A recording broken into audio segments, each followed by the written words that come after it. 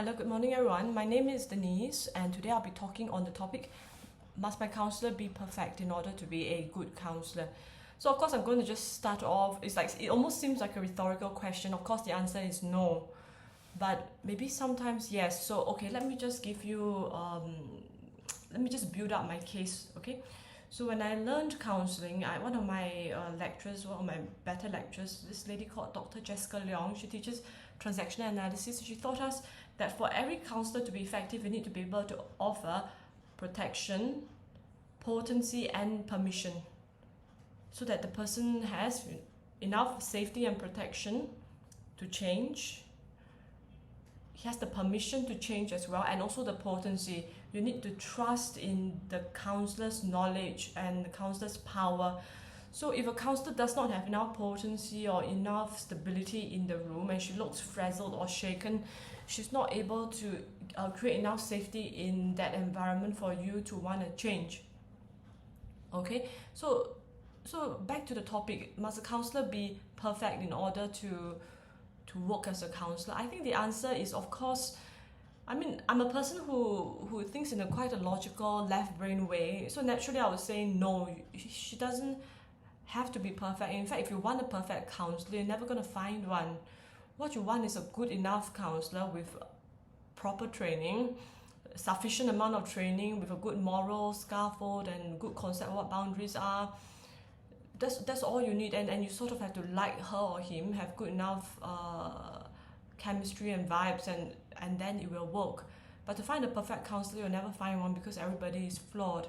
But that is good enough for it to function. Okay, so with that said, there are certain mental health conditions, like those who are very anxious, those with obsessive compulsive kind of adaptations, those who are more paranoid,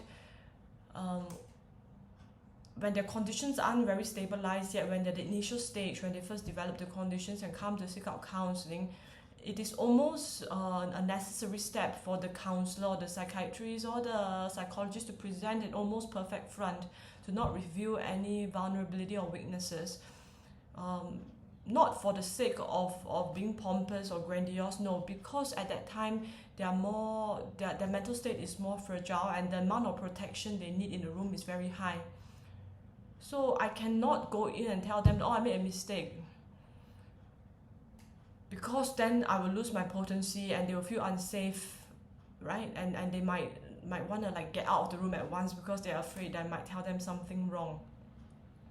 So in that kind of circumstances, if me presenting my weakness, putting it out in the open, can sort of hurt the client even more and prevent the forming of a strong therapeutic bond, I will not do it at all. I will for a time put on a persona of like this super competent therapist, just to offer the protection, the safety, and the potency and the permission that's required for the therapy to happen. But as our relationship progresses, I might review weaknesses. I might admittedly make statements that yes, I made some mistakes here and there.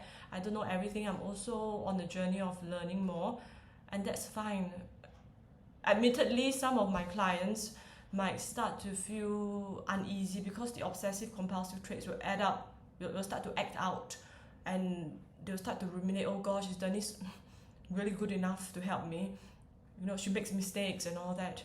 And if by then their ability to challenge their own thoughts are not there yet and that voice gets too strong, they might leave counselling. It's going to be a test for both them and for me. Am I willing to put them through that test? But if they are able to come back and to trust me again, and to realize and to see me, I'm no longer this perfectly competent counsellor, but I too have my flaws, I too am on this journey of learning, and if you are able to handle that, we can move on. It is almost a test both for me and for my clients.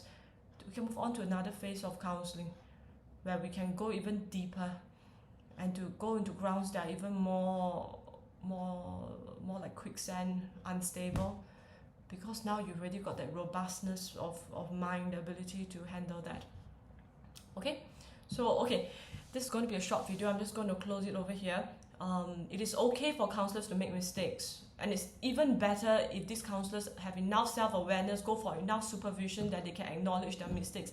That is a sign of a counselor's humility and a constant desire to learn. So that she or he should not be penalized for that. However, if the patient or the client is still not at the place that she's able to handle it, it's okay to put on a persona for a time. Because in the counseling rule, we are guided by, remember, the rule of beneficence and non-maleficence. So if this is what the client needs for a time, you're able to do it for the sake of the client. Everything in the room that happens in the room should be for the sake of the client. Okay? So whether you want to wear a perfect persona of the perfect counselor, that should be for the good of the client. Whether you want to start to review your mistakes, that is also for the good of the client, and is only appropriate at the client's pace. So with that said, I do regret a little for my previous video where I admitted that I made a mistake regarding the Jungian philosophy, because I think that could cause some anxiety in some of my patients who may not be ready to hear it. And I put it on a YouTube where all of them can access it at the same time, right?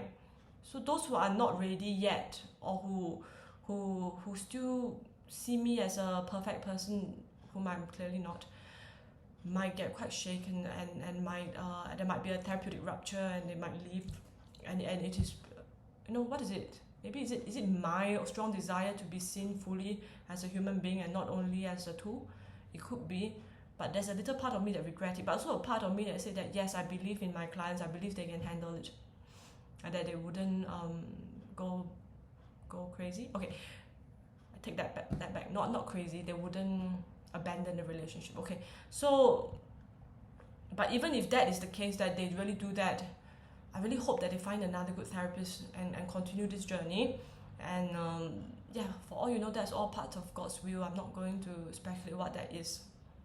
Okay, with that said, that's all for today's video. I hope it's been helpful. If it's been helpful, kindly press like, share, and subscribe. Thank you so much, everyone. God bless.